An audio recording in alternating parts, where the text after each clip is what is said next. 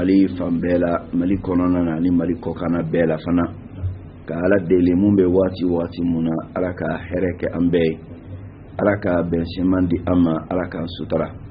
ala ka laban ko dama ala ka hamina ko bela jeniwi ala ka kan horanya ka botasma donima jannatul firdausi ala ko kay ambe sigoro labai nyingari mun nabi na temu ana ajabi nyuma ala ka abi annenka ala ka ahaki la foni anga seka jabi nyuma di ala ka ke jabi ala ka jeme soro muna ala ko kany ka ke jabi mu me ke ciren ka tasra kan tasra mu ne manima temelon yo ta ko di ama ala ka ake oye ala ka ke lamel helaw na fanay anga dina femu ma nyi ambulo ala kan demewla femu ma ci ambulo ala kan yoro majanya ka bawla ka nga baraw saraka ay jannatul firdausi ala ko kany ana bangi bagaw ana zuriyaw be ala ko kany bismillah ne balmaw kan ngali inshallah mela di ala ka do ne ambelegli docteur walimam bisi ngal projet de promotion la ala doka e ni amalam sulay ako ake wadi kala do de lamen kadi ay o ga hakina mun sari kudi kadi ale ke o tiyan la ale re kalam do ke wadi kala ne hakina mun ko anabe la sal kam di ale bayi ale kala ka sabro be mo ni sallallahu alaihi wasallam na jebu kali jabuya swale ko wadi kala ne lamen jabuya aga to wadi kala ne ka sabe ne aka kunyo ba ba se ka sabati ale la ko yala ke ka hake doyi wadi kum ido wadi kala mun lamen musu ko lame ibe ti wadi dalam ko fi musu ko ko so arakambe sobama cheka hakete musoka ka foko aka wajul kala keren ko dama faka wajul kala de lame jangona ya soro wajul kala mumbala naka kuma uteta alaka cidin ka tasraka kisi ani nema bai musoka hake doy cheka deme aka dina dilani ko nyumana abe sabati aka dina kan chugoya muna oye musoka hake cheka ore kama alaka sallallahu alaihi wasallama aqama ko idha atakum man tardawna dinahu wa khuluquhu fazawiju nema nana awma aw dendo nyinina wali annana aw balmam so do nyinina walma munka marakal falendo awla ma don nana o nyinina ka ba ka furu nyawai ko naw jenana dikadina aw jenana jogoy ka ka furu ka tigila mama ala kiran ni sallallahu alaihi wasallam wala ni majira ka fo chekara ka muso deme aka dina nyuman talila dina talite ni ndona koy dina taliye alaka kuma kan nyuma alaka cire nga kuma kan nyuma sallallahu alaihi wasallama mun jole no dalluka o de dina taliye o de kama mo ka dina nyeli ikanga hami ala ni chekela ideme bara ika dina nyeli la akaka ika kana bato kada ka dina nyeli bo konnala na ya soro kafo amaki deme bara ika dina nyeli la sharia ta fo kika kana bato sirala mumi ka dina che iga dina iyere ka kungo de folo che ka kungo ki deme a nyuman talila na ka kungo te ka fo kwa ki deme anni dogon la batolila dina bonda kuna ore kama alaka sallallahu alaihi wasallam ayat me du'a ke ka fo allahumma aslih li dini alladhi huwa ismatu amri ala nabi deli iga na dina nyenyi dina mumbala neka ko tangana ba kornala wala ni kuma kan munala krat ma sallallahu alaihi wasallam al-manawi rahimahullah wa ibn al-uthaymin rahimahullah ani don lawera ulukmana ni hadisa sharhuka ko afali munkala alladhi huwa ismatu amri ala ngadina nyenyi ngadina muinga ko la tanganai ko li annahu hafidun li jami'i umuri dinai ode neka ko bela tanganinai na chena mbulu inga ko be cheni na nyena mbulu inga ko be nyeli ola ibn Uthaymeen rahimahullah abafo ko salahud dini bil ikhlasi ومتابعة النبي صلى الله عليه وسلم دينا يلي وبكاني دسكون خلاص يلي علي أنك تو على كتير النبي صلى الله عليه وسلم ولما ما مبالا نكلا كراموي نيكا بارتي على كتير كتاسراكا نما من تولي النبي وتجي بفليدكا أو نيو دم ما من فنالا إكا دبا كما كتوغو النبي كوتي لما كدي إني دونا iga don ka fo ibala ki ga dina cheni dina duna cheni bulu fembela je inde chena dina de biga ko bella tanayi ne dina nyuma bi bulu abika jien la tanayi ne dina nyuma mi bulu abika lahra la tanayi ne dina cheni bi bulu abika jien chen ibulu o ka lahra fana bi chen ibulu o chugo ya kelene la o de kama musoka haka ya cheka deme dina nyuma tanila ne muso yɛrɛ y'a dɔn k'a fɔ cɛ b'a la k'an bila sira mun ka diina ɲuman tɛ a kan ka batoli hakɛ binna ka bɔ a kan a tɛ bɛn muso y'a ka cɛ kan ka bato la ka d'a kan alakira ko sallallahu alaihi wa sallam la ta'ata li makhluqin fi ma'siyati al-khaliq maa tɛ danfɛn dɔ kan la bato danbaga masa kan sɔsɔli la diina kolon tali o ye ala kan sɔsɔli de ala ye an yamaruya ni diina ɲuman de tali ye يا أيها الذين آمنوا ادخلوا في السلم كافة ولا تتبعوا خطوات الشيطان وأن هذا الصراط مستقيم فاتبعوه ولا تتبعوا السبل فتفرق بكم عن سبيله أو تعالى أو ما من دال على أي دو سلام الدين إن كنوا أو بيت دفالي كالشريعة ببارة أو كنا تقول شيطانا كسروا النوفي كتلاك أفتقولي ko nin de ne ala ka sira kleni ay tuba no fe aka na tu sira mission no fe sira mission mun tugulen do sira kleni na non to be na awfli ka fara ka bala ka sira kleni manka lo be tuba muna fen fana bo tuba kleni la mamun ka dina la sey ala tani krata yi ka dallu dima ala ta konnala ka dallu dima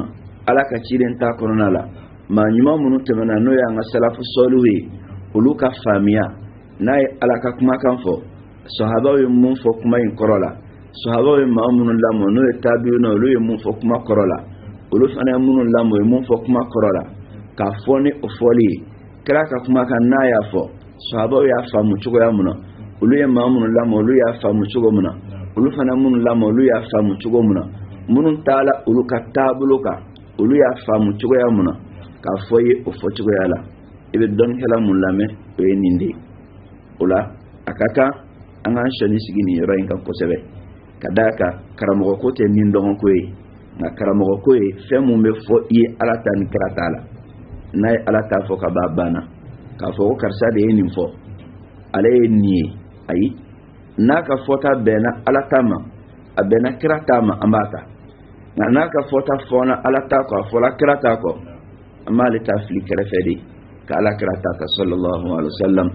o de kama dɔn kala minnu tɛmɛna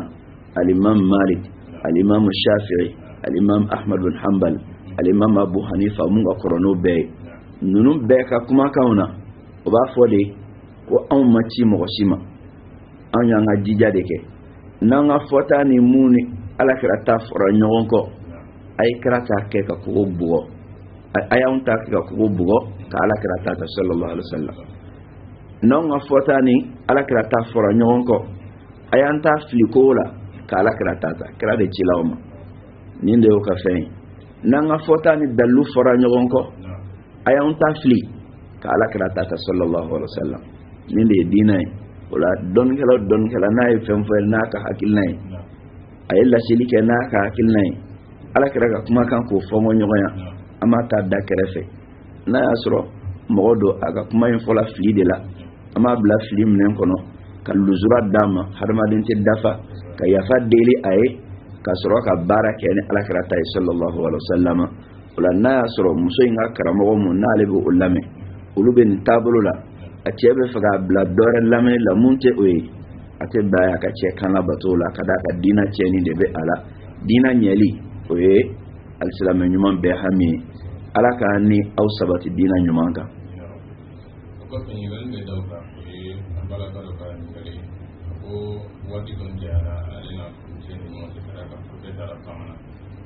kuma mana ya su gida a yi da duniya da sai ji karen kofe a bai ji da kuma da buwala ko ka kake to yala ko min bi buwala ko ba ka su cewa to ala kan be so ba mo ji mun be bo musola ji sugu sabado absiga sen nani yere fanama afolo ye munyi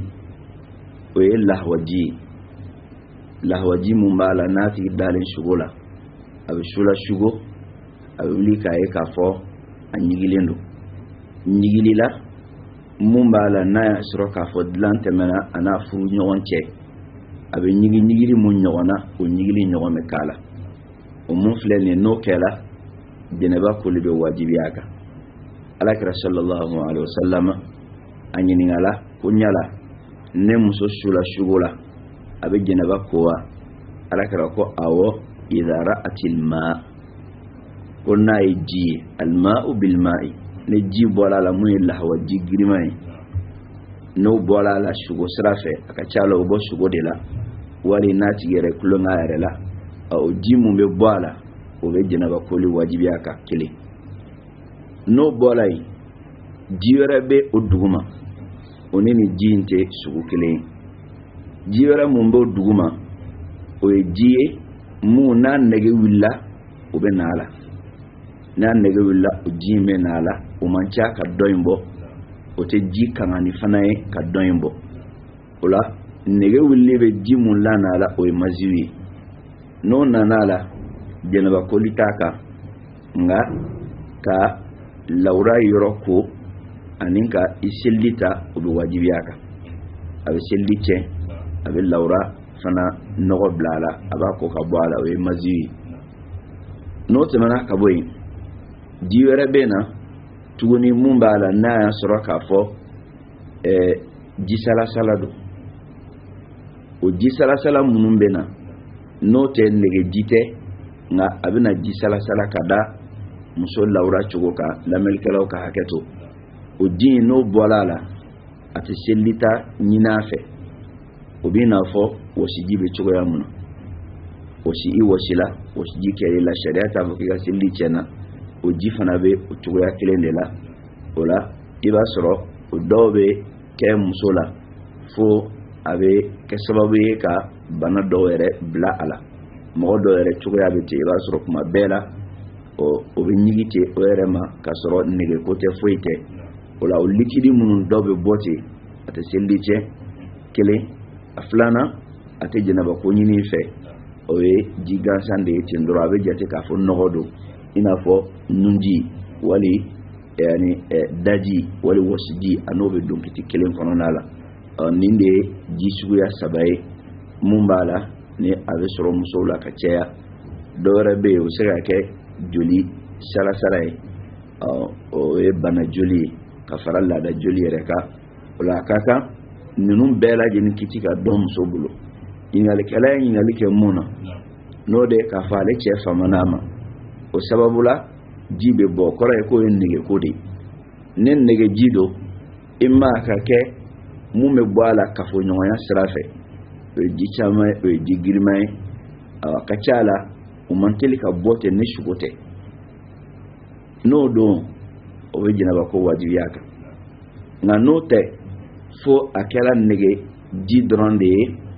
o ye maziw de ye o bɛ se ka sigila ka miiri dɔrɔn a cɛla o y'a to nin kɛla walima a nana a la ten dɔrɔn farikolo yɛrɛ funtɛni cogoya fɛ o bɛ k'a la o la a bɛ ɲini a fɛ seli wagati o seli wagati a ka selili ta k'a yɛrɛ saniya ni mun filɛ nin ye o dalilu talen don hadisa la hadisa mun bɛ Bukhari kɔnɔ a bɛ Muslim kɔnɔ k'a minɛ ka bɔ al-Miqdad bin Aswad radiyallahu anhu Miqdad bin Aswad ye a langali k'a fɔ Ali ibn Abi Talib radiyallahu anhu ale tun kɛla cɛ ye la hadisa ye Ali de ka langali ye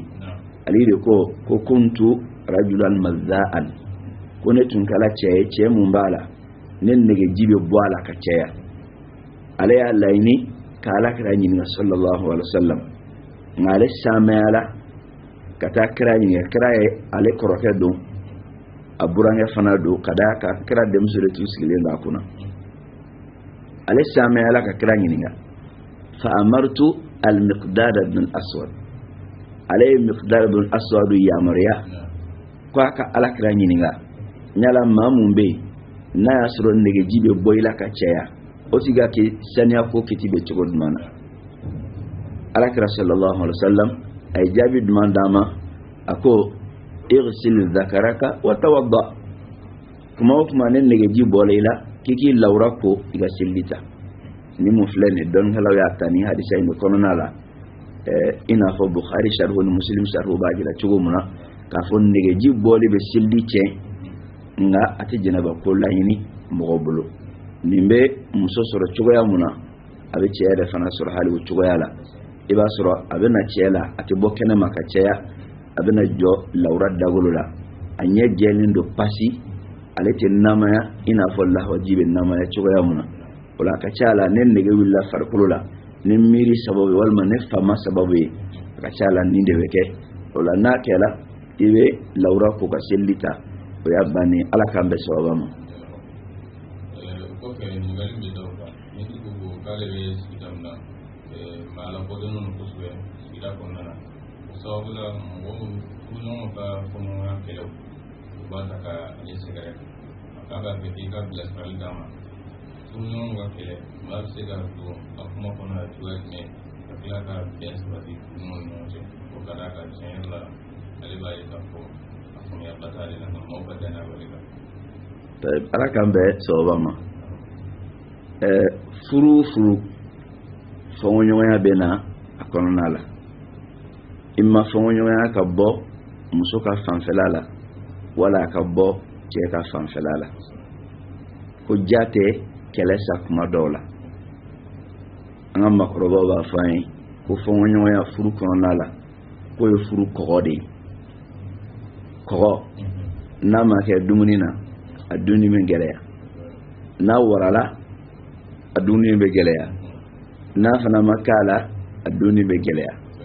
ola ka kala ka berebe o ba ta dume dia aw ko fongo nyoya fana furu kogoyedi ola sharia isra mundi amma fongo nyoya glanina o de ya ka glan furu nyoon flani nyoon che folo ibo soro Allah taala ka kuma kan kono na ya soro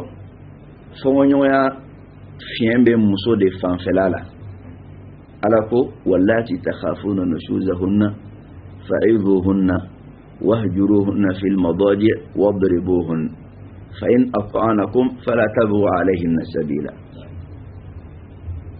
alako muso munumbe na ya don ka foko oboko nunkurata aw sanfe ka ko waju kele nunkurata e munye obe ka fenke mu mandawe akoko ka dablo bana ka dabla o te ka usago ke kada ke be mo mu sago ke no ki ga daron ne be dai na ki ga daron ne ma dai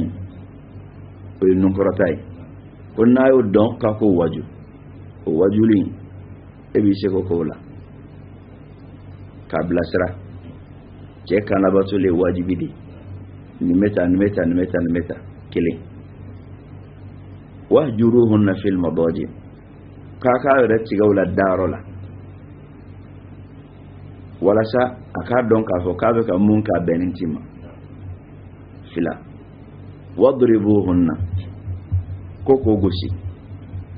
o gosi li meke gosi la mun ta farkolo jogi wate ka nyeda fanala sharia o de fany ala kara kuma kana sallallahu alaihi wasallam ya wala yitani chugorela فإن أطعنكم فلا تبغوا عليهن السبيل نمسو يا كلابتو أو كان السرع تتغني كالطور لسوما إن الله كان عليا كبيرا قالوا تعالى مسكرت عليه مسبعي نمو فلاني نغلاني مو نتشيري باكي موتي دادو على وتوغي يكلم فنالا نفنغو نيويا بولا che fanferola kanyeshi musoma ala yajabi di ofanala wa in imra'atun خافت من بعلها نشوزا أو إعراضا فلا جناح عليهما أن يصلحا بينهما صلحا كوني مسودوه أدون أتيلا كفو تيفنا بفكا ننكرة تاسانفي ولي أبفكا كودو على ko basi tɛ o ka bɛnkɛ o ni ɲɔgɔn cɛ a y'a dɔn k'a nege bɔlen don a cɛ la a bɛ ja a ka hakɛ dɔw kɔ walasa a ka furu ka to yen o de ye ko ka bɛnkan kɛ o ni ɲɔgɔn cɛ ka dilanni kɛ wa sulhu khayr ala ko ka dilanni kɛ ka bɛn fɛn dɔ kan o de ye hɛrɛ ye ka tɛmɛ k'a fɔ ka fara kan muso ka hɛrɛ tɛ farali la madama ni muruti be ka bɔ cɛ yɔrɔ ni mun filɛ nin ye ni ye kɔrɔna ka kuma cogo lajɛ mɔgɔ si ka donda tɛ nin na a b'olu fila de ni ɲɔgɔn cɛ o la fɔnkɔɲɔgɔnya furu kɔnɔna la cɛ ni muso de kan ka dilan n'aw fila dɛsɛla pewu dilanni na a bɛ sɔrɔ ka taa sanfɛ mɔgɔ wɛrɛ bɛ bɔ a kalama o mɔgɔ wɛrɛ ka bɔ n kalama in ala b'o fɔ an ye k'a fɔ وإن خفتم شقاق بينهما فبعثوا حكما من أهله وحكما من أهلها إن يريد إصلاحا يوفق الله بينهما إن الله كان عليما خبيرا أفلا إغلاني كاماني مغرب سرقادو كيكا سمغولا مامي كودونا إن إغلاني كلادو أبي فامونك مسوكا سمغولا mamu glani kele ko dona do famu tigi do ulu mafla ko ka sigi ka layini ka glani ke no ka layini glani ko ala be bensement do o ni nyonche ala be bensement do ma wo se ka glani ke furu be se ga chuko yala ola na bola ulu yere bolo ka se mo were mo ka do ala o do nay kono nala a cɛkaɲi fan fila bɛɛ ka mɔgɔ dɔ ka sɔrɔ a la ni ko ni lahalaya in kɔnɔ ko ne ka bilasirali kan di ala y'a fɔ min ko hakaman kiritigɛla yanni ka kiri tigɛ i mago bɛ ka fan fila bɛɛ lamɛn cɛ selen i ma a muso ka kɔɲɛ la a y'a ta fɔ i bɛ muso fana wele i b'a lamɛn ni y'o fila bɛɛ lamɛn a cɛ ka ɲi i ka nin lamɛn a dama ka nin lamɛn a dama i t'o lamɛn ɲɔgɔn ye nin y'a ta fɔ i ye faamu mun sɔrɔ o kɔnɔna la n'o sera k'a to i ka dilanni kɛ k'a sɔrɔ o ma sigi i b'a dilan k'a sɔrɔ fila ma sigi cɛ nana a y'a ɲɛfɔ muso nana a y'a ɲɛfɔ e y'a dɔn a tiɲɛna muso fili bɛ de fan fɛ i bɛ fili jira a la i b'a bilasira k'a laɲini a ka dilan k'a sɔrɔ n'a ma kɛ n'o fila ka sigi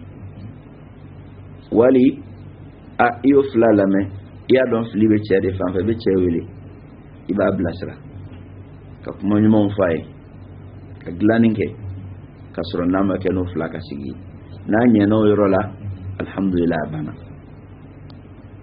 n'o ma fɛn ɲɛ a la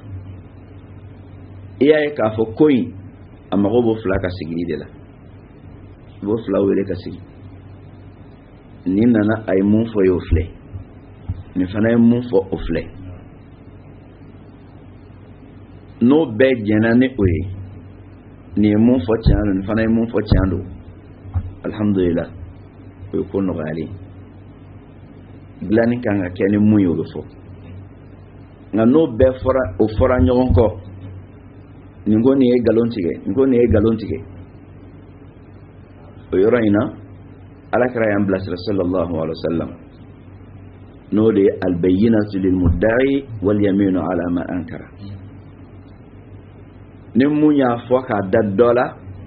sariya la a bɛ na ni seere ye ni mun ko can tɛ o bi kale a bɛ taa o la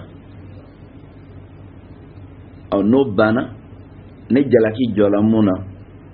khalas o ka jalaki bɛ d'a ma o ka jɔ a ka jalaki la dɔ in fana o ka jo bɛ d'a ma o ka sabali n'a ka jo ye o ye dilanni sira dɔ ye n'o yɛrɛ si ma se ka dilanni kɛ e yɛrɛ n'o cɛla ye mun ye i b'o kuma ɲɔgɔn ye o kuma sira fɛ a dɔ la maa min ye dilannikɛla ye ale bɛ se ka kɛ karamɔgɔ don wajulu mun kan ka kɛ n'i y'a ye k'a fɔ sabalibaliya bɛ ko la i bɛ kuma o ye sabali kan n'i y'a ye k'a fɔ yafabaliya b'a la i bɛ kuma yafa kan a n'o na ɲɔgɔn na n'a y'a sɔrɔ k'a fɔ e ye laadalamɔgɔ de ye hadamadenya na dilanni bɛ kɛ sira mun kan n'a tɛ sariya tan na i bɛ baara kɛ n'o ye n'a yɛrɛ dun y'a sɔrɔ o taalen ma ka d'a kɛ e de ye cɛkɔrɔba ye cɛkɔrɔba kuma bɛ yen e de ye masa ye masa kuma bɛ yen ni mun filɛ nin an bɛ se ka fɛn mun fɔ a la o ye nin ye nka mun ka gɛlɛn nin bɛɛ lajɛlen kɔnɔna la maa min bɛ dilanni kɛ maaw ni ɲɔgɔn cɛ i k'i janto fɛn saba la a fɛn fɔlɔ ye mun ye i ka dilanni kɛ ala jati kama n'i ye dilanni kɛ ala kama i bɛ baraji belebeleba sɔrɔ alakira sallallahu alaihi wasallam ka dilanni kɛ maaw ni ɲɔgɔn cɛ kira ko ko o ni su jɔbaga i ye baraji tigi kelen ye lahara jɔ don na ko a ma fɛn ye mun ka girin mizani kɔnɔ ka tɛmɛ islahu zatil bayin i ka baraji kɔni sabatilen don nka fo i k'a kɛ ala kama kelen a filanan ye mun ye maa min bɛ dilanni kɛ maaw ni ɲɔgɔn cɛ a ka kɛ laadili ye canfɔ la a tilenen don a bɛ canfɔ n'o tɛ n'a y'a sɔrɔ maa tilenen tɛ canfɔla tɛ a bɛ tiɲɛni de kɛ a sabanan al-isti'anatu billah i ka dɛmɛ ɲini ala bolo e yɛrɛ ka dugawu kɛ ala karisa ni karisa fɔlen don ɲɔgɔn kɔ o kan ka na ne ma n ka kumaw ni ɲɔgɔn cɛ ala n bɛ dɛmɛ ɲini i fɛ i ka n dɛmɛ fɛn mun b'a to ni bɛ se ka sira sɔrɔ ka don o dusukun na k'o dusu ka kelen ka d'a kan dusukun delili ɲɔgɔn na ka kuru ci ka bɔ yen ala ka bɛn seman don ala ko alakira ma sallallahu alaihi wasallam law anfaqta ma fil ardi jami'an ma allafta bainahum ma allafta baina qulubihim walakin Allah allafa bainahum ko ni tun ye hali sangolo ana kɔnɔ fɛn bɛɛ ani dugumakolo n'a kɔnɔ fɛn bɛɛ ko ni tun ye o bɛɛ nafagati walasa k'o dusukun deli ɲɔgɔn na k'i tun tɛ se ko nka ala de y'o dusukun deli ɲɔgɔn na o la ni mun filɛ nin dɛmɛ ɲini ala bolo walasa ala ka dusukun deli ɲɔgɔn na i k'i jilaja o kɛli la n bɛ se ka mun fɔ nin tigilama o ye nin de ye ala k'an bɛn sababa ma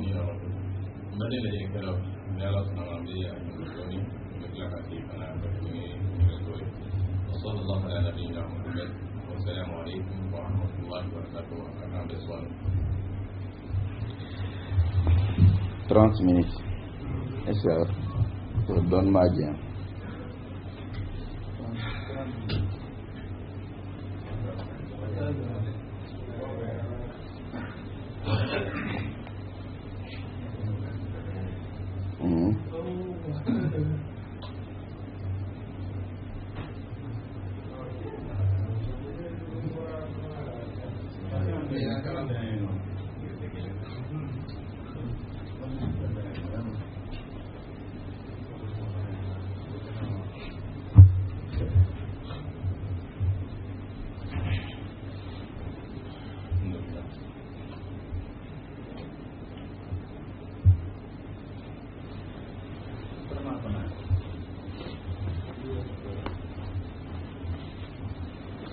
الحمد لله رب العالمين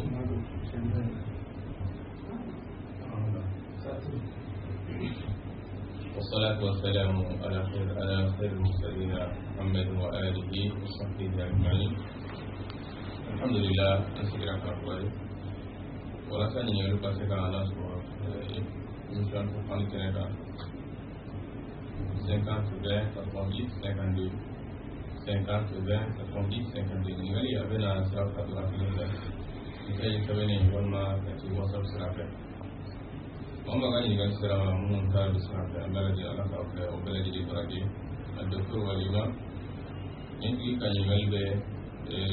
kuruka ani yira ka ani famika wato dalagiri to kuma be ali famino adu kunkurino Allah ya yende yala kin sira da sarkan dama ala kan bɛ sababa ma dusukun koroni siga ni hakili bɔ cayamanba o dɔ ye sitana ka kɛlɛ sira ye ka ɲɛsin hadamaden ma o kɔrɔ ye jumɛn ye sitana bɛ hadamaden juguya k'i kɛlɛ sira mun kan nin y'a sira dɔ ye ka nin dɔ kɛ i la o la k'a fɔ ko ka fura di mɔgɔ ma a la fura fɔlɔ ye mun ye ala ka kumakan Allah ta'ala ko ala bi dhikrillahi tatma'innul qulub ko tiɲɛna i tulo ma jɔ ni Allah ta'ala kusumali ye dusukun bɛ mafantiya dusukun ka mafantiya o y'a basigi de ka siransiga bɔ a la ka sigasiga bɔ a la ka siran bɔ a la ka yiranyira bɔ a la ka to a basigilen bɛ kɛ ala ko ala bi dhikrillahi tatma'innul qulub ko ni Allah ta'ala ka kumakan ye ni ala kusumali ye dusukun bɛ mafa ɔ ni dhikrullahi fɔla alkur'ana kɔnɔna la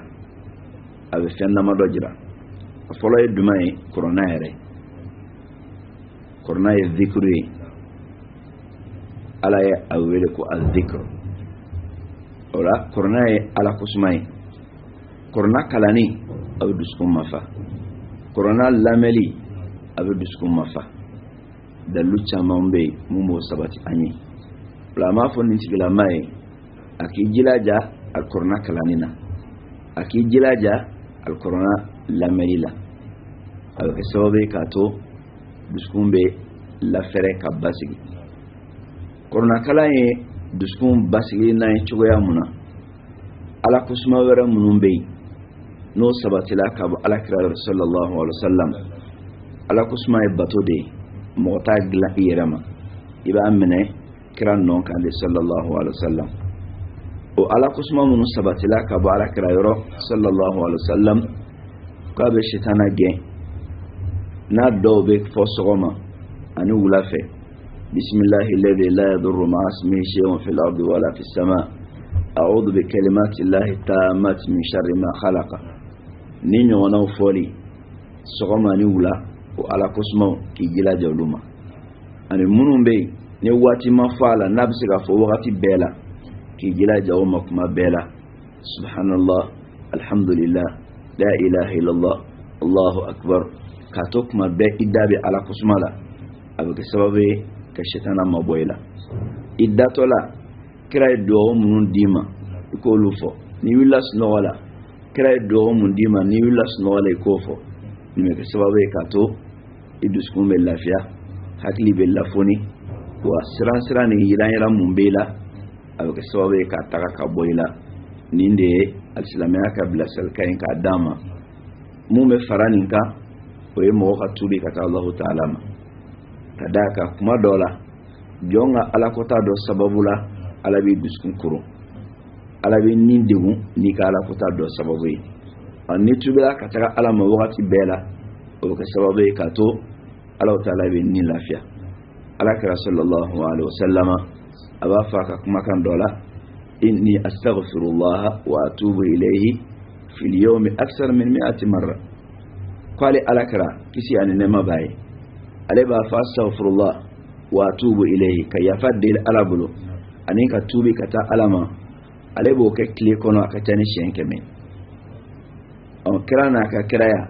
n'ale yɛrɛ bɛ yafa deli ala bolo ka tubi ka taa ala ma tile kɔnɔ fo ka caya ka tɛmɛ siɲɛ 100 kan a ka kan an ka camanba fana kɛ o la ni mun filɛ nin an bɛ se ka mun fɔ ni ɲininkɛla ye a ka ɲininkali jaabi la o ye nin ye ala k'an bɛn sababa ma.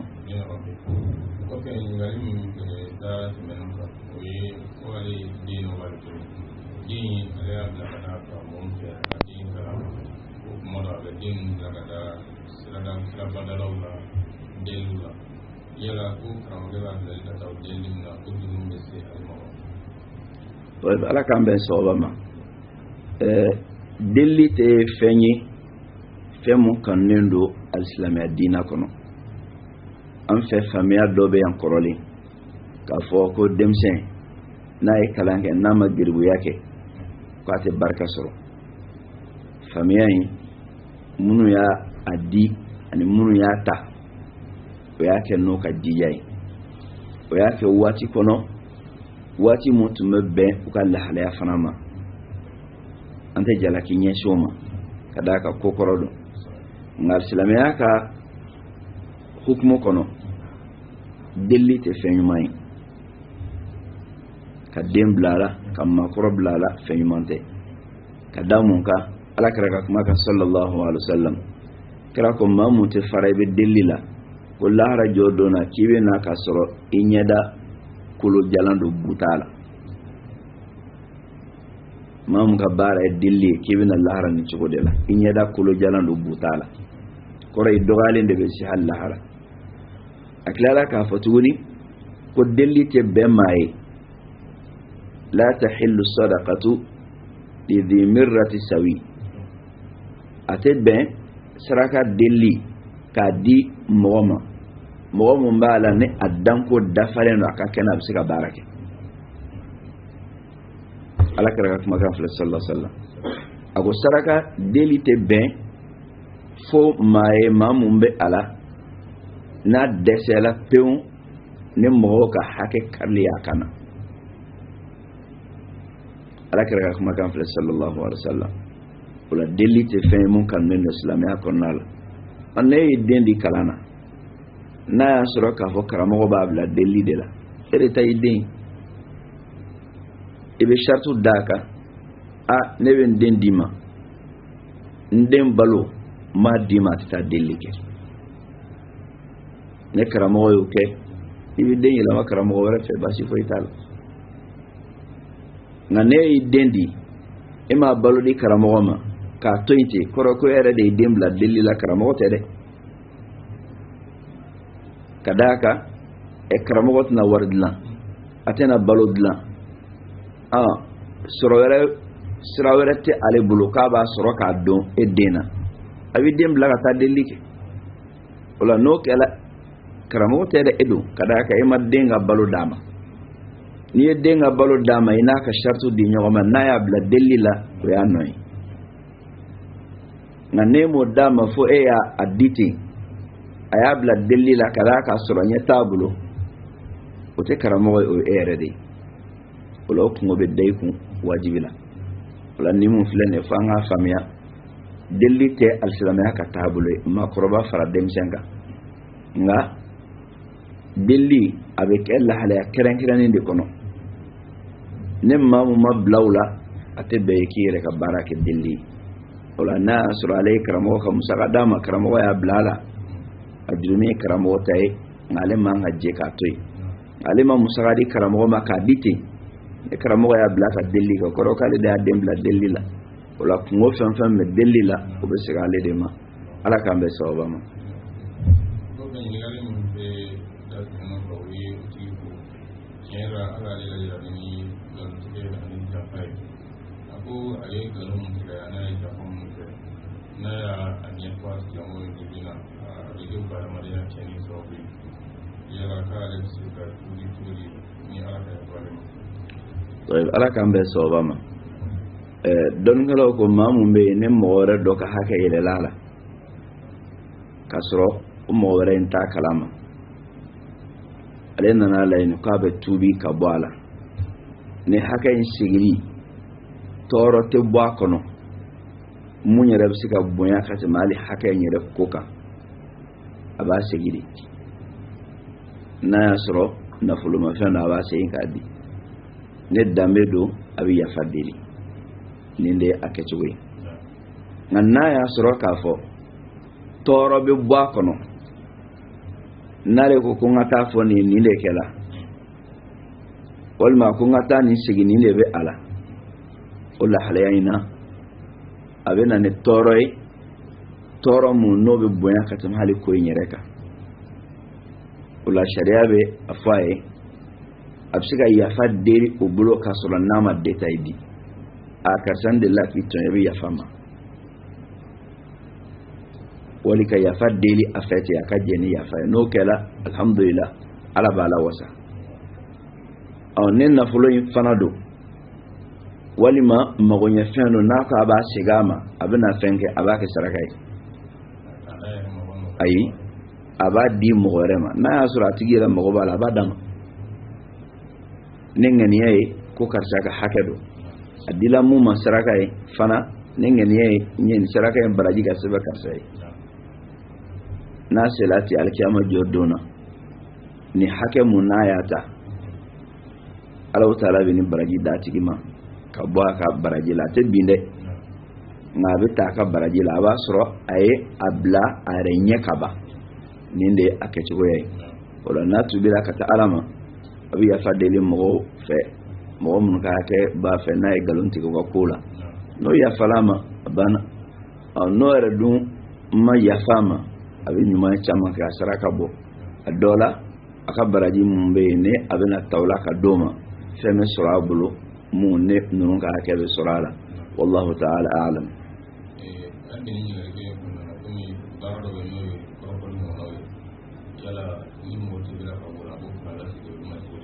ni tubila ka bo korofol la ibi yafa de la tigi bulo o ye dambe hakede iya tigi korofo ibi yafa de la bulo ne yafa ya karsa ni de la ki korofo ibi yafa ma rakama na ko yafa la bana na ra ko ma yafa khalas aga ka bi kana la radona ibi abi tika baraji la ka dama wallahu ta'ala a'lam ko ni ran be do ka o ye ko ni mo ye du traso iya ma ko kan ga ite ya la ko ko alakira sallallahu alaihi wasallama aka tabulula ama fenyini anfe mu de toye ka fo ki ga kantigeli ke iyele mato dukura kono na kantigeli ala bato di bato mun ni ba ke ka ala barkada na ala ison dina ibe bagan kantige ka ala barkada anuna nyona wero heji kero la ibe ala barkada ala yare go fo anyal korna la kiba law taala kusma fewna femu nala yo no aye nema bagon fakalila nema bagona ko fa ala ka ala barkada on ni ala taala yi son dula e akanu ka bagan kanti ala ye ka ala barkada ka ke sarakai sharia la basita kelila kadaka femundo allah sulu sabatil no sharia la jom se ka ala barkada ni kanti keli don helaw yoni foko bulumada alakira sallallahu alaihi wasallama areka kuma kan doka ne dina nana kantigeli mu kai kira ya sabati alakira sallallahu alaihi wasallam amba khadija fatulun ko fe kira me to bagan kantige ka asugutla khadija masuniya mugawla ni mu flene kantigeli batoyi iba ke ka ala barkada ani ala barkada li sira do kantigeli ne dusro e misi kantige ka ala barkada na e basitala me ka foko denganiya do nema joli bon kete du barka soro wal mahiratala ko ne hukumatala wali ka denganiya ka fo nema joli bon sigi fenjugu munumbe duin yorola o sigi fenjugu bi toro no denganiya do ka joba so yede kada ka ke na fo be ka o sigi fenjugu de jansa ya denganiya ko sigi fenjugu be e be ko lu jansa ne joli boni o e joba so de ngaka boyer la ken ka ke ka ala barkada basito kelila wallahu ta'ala a'lam ko fe ni yadin be da ko ni na plasi me da no re shafe ni tri yala ko harame ka konana dido lawa wala طيب nafla seli mumbe ke le felala don kala ko oye gundo kalain mujahidu ka kuma kan bola ako salatu an-nahari ajma ko shufe na eklefe seli ajma ko ray oye boboy o datuglen do o bangelente la don ngala ko nafla seli fen mum beke klefela abebe gundo di ina fo klefela farda selu be gundo cogoya muna fona kala juma ani seliba selikɛnɛ bɔ seli n'o bɔla ye mun ye sufɛ nafila ye Aisha tu ka hadisa be mun ma Abu Dawuda kɔnɔna la k'a fɔ ko Alakira sallallahu alaihi wasallam rubbama asarra wa rubbama jahar ko Alakira tun kala kisi nɛma b'a ye kuma dɔw la a bɛ gundo kɛ kuma dɔw la a bɛ bange kɛ o de kama dɔnnikɛlaw ko safi witiri bɛ seli su de kɔnɔna la kuma dɔw la i ka gundo kuma dɔw la i ka bange nin bɛɛ yɛrɛ Alakira la sallallahu alaihi wasallam mun cɛ ka ɲi kuma dɔw la i ka gundo kuma dɔw la fana i ka bange ni ye gundo fana dɔrɔn ta k'i yɛrɛ wasa ni o ye baasi tɛ a la ni ye bange fana ta k'i yɛrɛ wasa n'o ye fana baasi tɛ a la fɛn tɛ min kɔnɔna na mun ye wajibi ye nka kuma dɔw la ka gundo kuma dɔw la ka bange Alakira sallallahu alaihi wasallam furumuso Aishatu a ko kira tun b'a kɛ o kɛcogoya de la dɔnnikɛlaw kumana mun na sufɛ seli ka kan ka bange o ko sufɛ seli bɛ bange ka d'a kan o bɛ kɛ dibi la mɔgɔ tɛ yeli kɛ o bɛ mankan mɛn o kɔrɔ ne bɛ seli la su kɔnɔna na ni mankan mɛn ka bɔ a bɛ dɔn mɔgɔ dɔ bɛ yan hali n'a mi a b'a dɔn k'a fɔ mɔgɔ bɛ yan mais mun ye tilefɛ seli ye yeli bɛ kɛ o kɔnɔna la hali ni ma bangeli kɛ i bɛ ye o kɔnɔna la wallahu ta'ala a'lam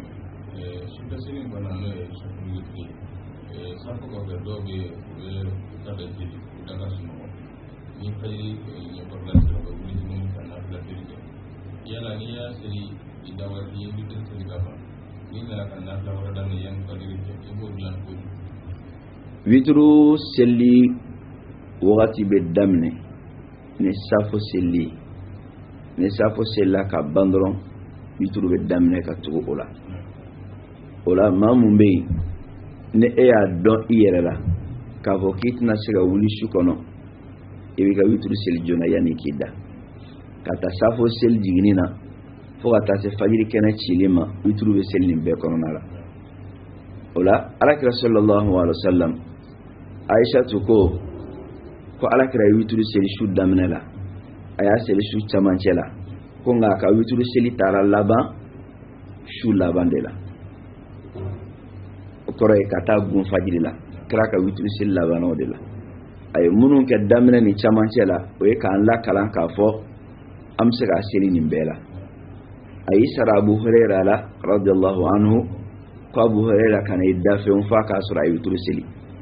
o la dɔnnikɛlaw ko Abu Huraira tun bɛ maa ɲɛna hadisaw muraja la o kama Alakira y'a dɔn n'a y'a da a bɛ da wagati mun na a tɛ se ka wuli ka su tɔ sɔrɔ tuguni k'a fɔ k'a bɛ witru seli o kɔnɔna la o de kama kira ko k'a kana da fewu f'a ka witru seli nka kira yɛrɛ tun b'a seli fajiri magɛn de la a bɛ da ka wuli de ka sɔrɔ k'a seli ne maa mun bɛ yen e y'a dɔn k'i tɛna se ka wuli walima i sigala i yɛrɛ la e tɛna se ka wuli e y'i ka witru seli ten su daminɛ la i tilala ka na wuli su kɔnɔna la e kan ka mun de kɛ Abdullah ibn Umar radiyallahu anhu ale ka kɛwali an b'o de kɛ k'a jaabi Abdullah ibn Umar tun kɛra n'ale y'a ka witru seli su daminɛ la n'a nana wuli su laban na a bɛ jogo fila dɔrɔn seli a tɛ witru wɛrɛ seli tuguni ka d'a kan Alakira ko sallallahu alaihi wasallam la witrani fi laylatin wahida ko witru fila tɛ su kelen kɔnɔna la o de kama Abdullah ibn Umar tun bɛ nin de kɛ wa Imam Malik rahimahullah an Nafi ani Ibn Umar ale fana ye nin de sabati maa min ye witru seli k'a da n'i nana wuli tuguni i bɛ jogo fila de seli i tɛ witru wɛrɛ seli nin de ye dɔnnikɛlaw ka sugantili ye wallahu ta'ala a'lam wa ahkam o kun tɛ i bɛ fila dɔrɔn seli a banna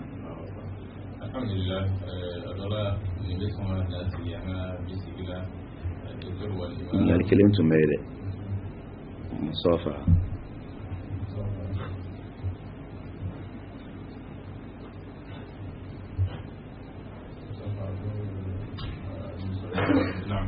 ɲininkali laban an bɛ hakɛto ɲini o ye seli bannen kɔfɛ pewu mɔgɔw bɛ se ka di min kɛ ɲɔgɔn ma k'a kɛ a kɛra laada yɛrɛ fajiri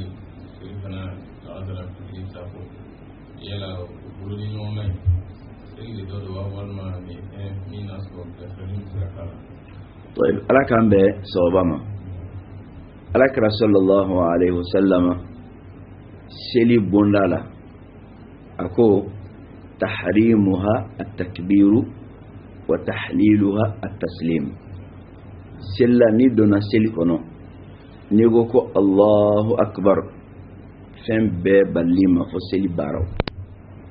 reko sawo fo takbiratul ihram kadaka kirako tahrimuha at-takbiru o kofe niko assalamu alaikum wa rahmatullah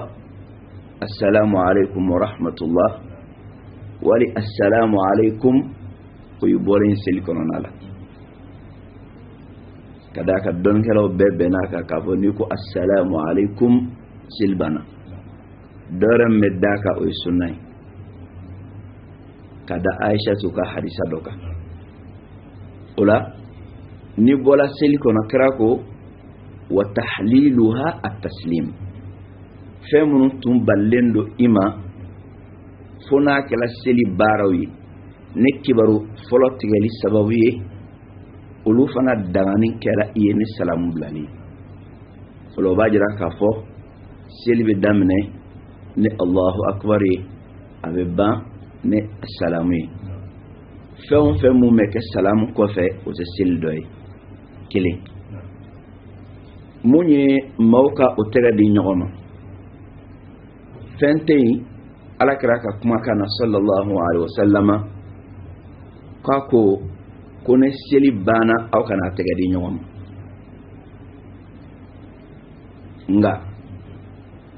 fembe alakira ka kuma kana sallallahu alaihi wasallam mumbe ya maruke ne tega die kasurana makrenkene alike ko seli ko fela tala o de kama ni nyini ali nyeshina Sheikh Abdulaziz al-Baz rahimahullah ko nyala seli ko fe tagadi nyoma akiti dumay Sheikh Abdulaziz al-Baz rahimahullah akama jumul fatawa ko nala ay kuma damna ko al-aslu fi al-musafahati inda al-liqa'i بين المسلمين شرعيتها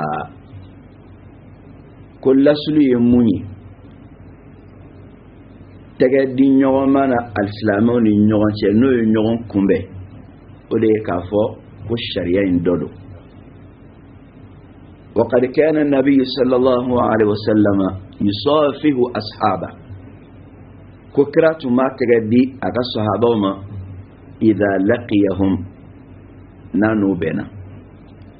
وكانوا إذا تلاقوا تصافحوا كوكراك الصحابة فناتون كلا نو بنا ودون دو بنا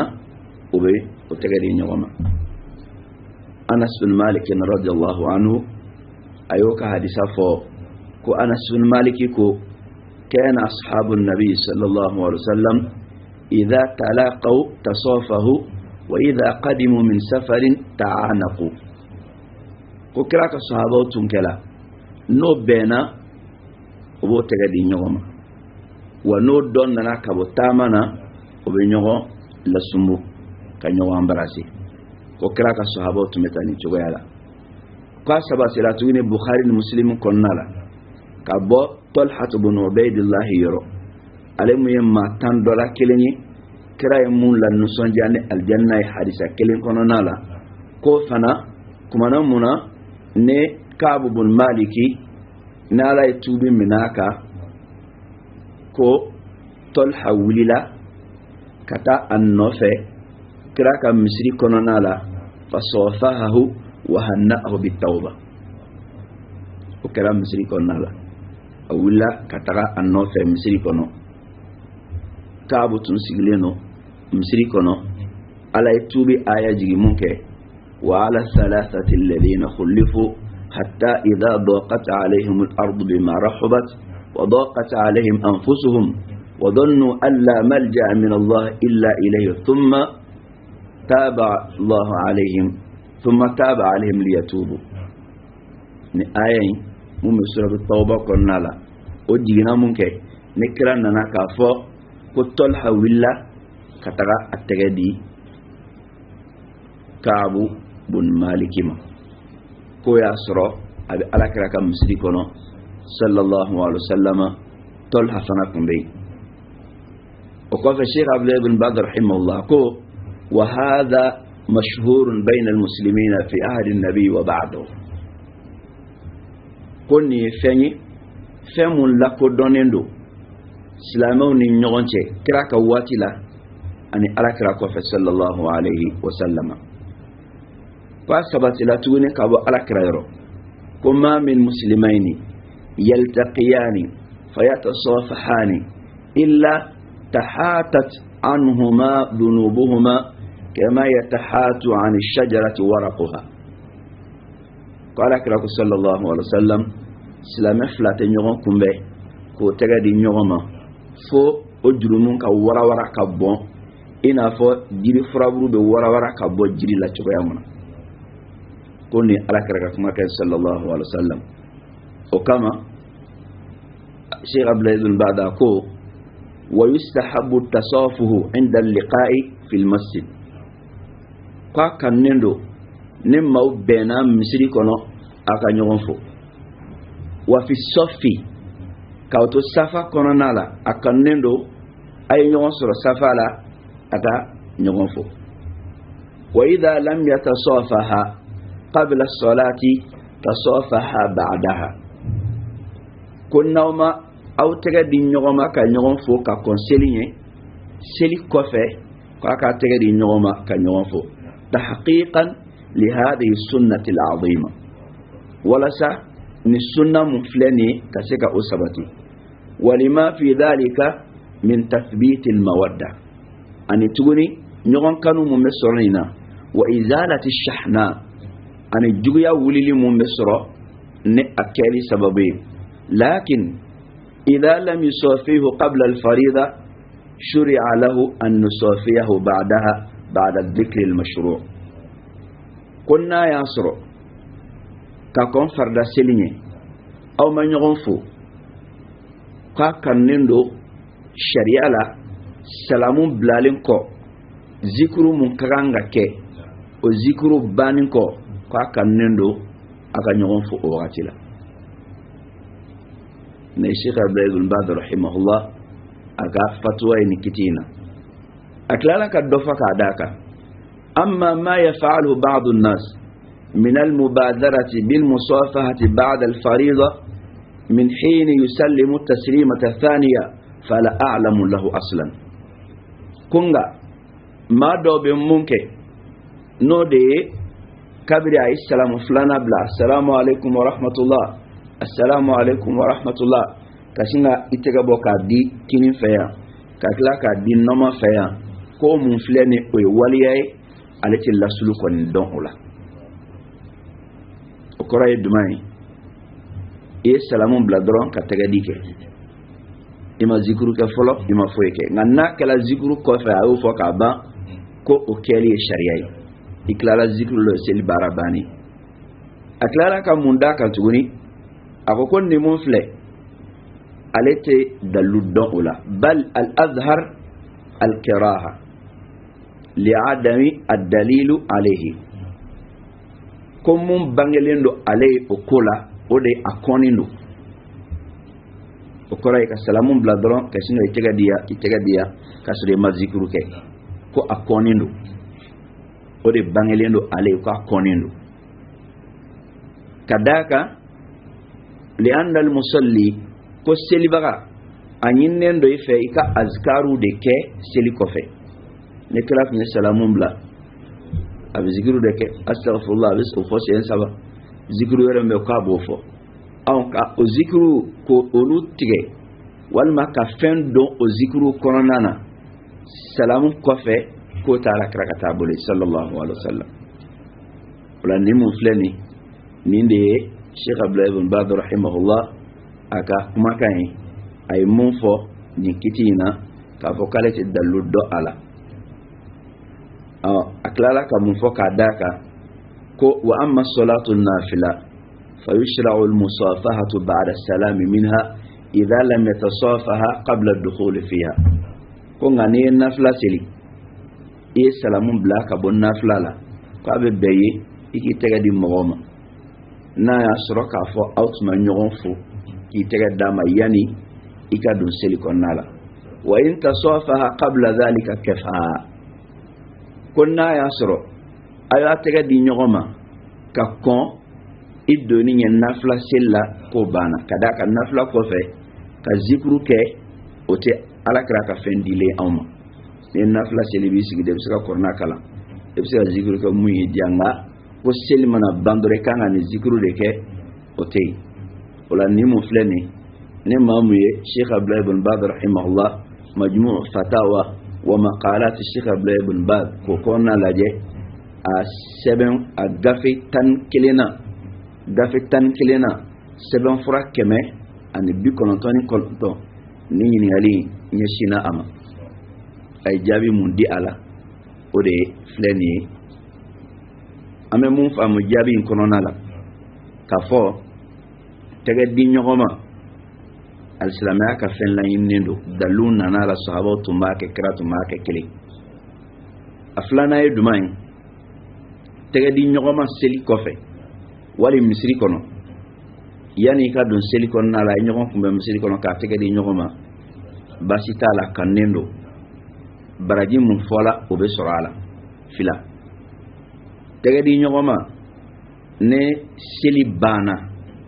zikuru minnu kan ka kɛ olu banna baasi tɛ a kɛli la ka d'a kan zikuru kɛli o de ɲininen don salamu kɔfɛ n'a y'o kɛ k'a ban aw ka tɛgɛ di ɲɔgɔn ma baasi t'a la ne tɛgɛ dila baraji bɛ sɔrɔ o la i n'a fɔ kira y'a fɔ cogoya min na sallallahu alaihi wa sallam n'a y'a sɔrɔ k'a fɔ nafila seli don n'i ye salamu bila ka bɔ nafila seli la ka tɛgɛ di ɲɔgɔn ma kɛ baasi tɛ a kɛli la ka d'a kan zikuru ɲininen tɛ kɛrɛnkɛrɛnnenya bolo ma nafila kɔfɛ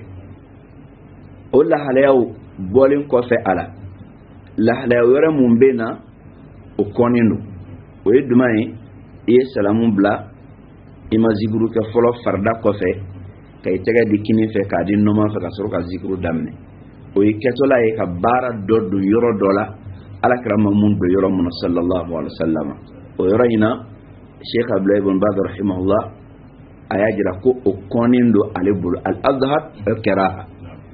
ale b'a ye a kɔnnen don n'a fɔra dɔnnikɛlaw bolo ko nin kɔnnen don o kɔrɔ de ye k'a fɔ a toli de ka ɲi n'i y'a to yen o de ka ɲi nka n'i y'a kɛ jurumi sɔrɔ sira tɛ kuma kɔrɔ ye nin de karaha ye nin de o la nin masala ninnu mun filɛ nin a ka kan an k'a bila dɔnni minɛn de kɔnɔna la n'a bilala dɔnni minɛn kɔnɔna la alhamdulillah an bɛ lafiya i n'a fɔ Sheikh Abdulahi ibn Baz rahimahullah i y'a ka jaabi di cogo ye a ko al-aslu lasulu ye mun ye nin bɛ yen o kɔrɔ nin baara in lasulu sabatilen don sariya la o la fɛn wɛrɛ mun bɛ yen n'o bɛ se ka na kɛ banabiliya ɲɛma a da selaw ma o ye jumɛn ye e ye salamu bila ka ban ka bɔ seli la ne farida seli don kira tun bɛ zikuru mun kɛ b'o de kɛ ni tilala o la i ka ko b'i bolo i bɛ fɛ ka to misiri kɔnɔ i bɛ fɛ ka nin kɛ i bɛ fɛ ka sigi ka i ni mɔgɔ ka masala alakira tun b'o bɛɛ dɔ kɛ sallallahu alaihi wa sallam a ye ɲɔgɔn fo kɔnɔna na nin bɛɛ ye fɛn mun bɛnnen don alakira ka taabolo la sallallahu alaihi wa sallam kuma in y'o de ye nka k'a dɔn ani zikuru de kɛli cɛ a ko ko ale b'a ye a kɔnnen don nka a m'a fɔ k'a ko ye bidaa ye dɛ ka d'a kan ne ko bidaa dɔ kɔrɔ jurumi de bɛ sɔrɔ a la nka ale b'a ye a kɔnnen don dalilu t'a bolo a b'a bali mun ye seli bɛ ban ne taharimu de ne tɛ taslimu ye n'i ko assalamu alaikum wa rahmatullahi bɔra seli kɔnɔ n'i bɔra seli kɔnɔ fɛn balilen t'i ma tuguni o de kosɔn a ko al-azhar al-karaha mun bangelen don indi ale yɔrɔ o ye k'a fɔ k'a kɔnnen don ka da mun kan i bɛna waleya dɔ don hali ne baraji sɔrɔ sira don i b'a la k'o don alakira ka kɛta cɛ sallallahu alaihi wa sallam kɛta ye jumɛn ye ni kira tun ye salamu bila a tun bɛ zikiru de kɛ fɔlɔ n'a kɛra la a bɛ sɔrɔ ka dɔ wɛrɛ kɛ donc nin de ye dɔnnikɛlaw ka kumakan ye nin kiti in na wallahu ta'ala a'lam wa ahkam. Alhamdulillah ni walwalen kɔfɛ ni sɔn ka dan sigi an ka bisigi la ka docteur Malimam madame Diko an bɛ bɛɛ fo ka bɛɛ waliɲuman dɔn kɛrɛnkɛrɛnnenya bolo ma tele ɲɛta an b'o fo ko waliɲuman dɔn kanda sira ka bɛɛ fo ka bɛɛ waliɲuman dɔn maa o maa mun b'a la n'o sɔgɔla nin na diɲɛ fan o fan mun fɛ an bɛ bɛɛ fo ka bɛɛ waliɲuman dɔn ka ala deli ala k'an bɛɛ sara hɛrɛ la ala ka diinɛ faamu ɲuman di an ma ala kan ka dina nyuma bara bagaw cela ala kan ka shaytana sago bara bagawe ala kan ka horeya ka botasma donima jannatul firdaus ala ko ke ambes yoro labai wa ma dhalika ala allah bi aziz wa sallallahu sallam wa baraka ala an-nabiy al-karim wa alihi wa sahbihi ajma'in wa akhiru da'wana alhamdulillahi rabbil alamin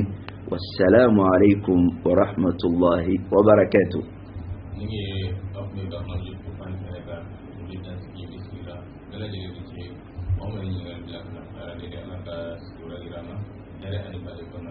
السلام عليكم ورحمة الله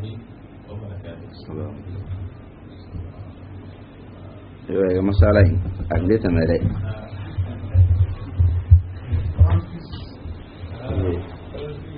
Problema yang mui, saya wow, lekor Allah fitnah dina pun jahiliya juga.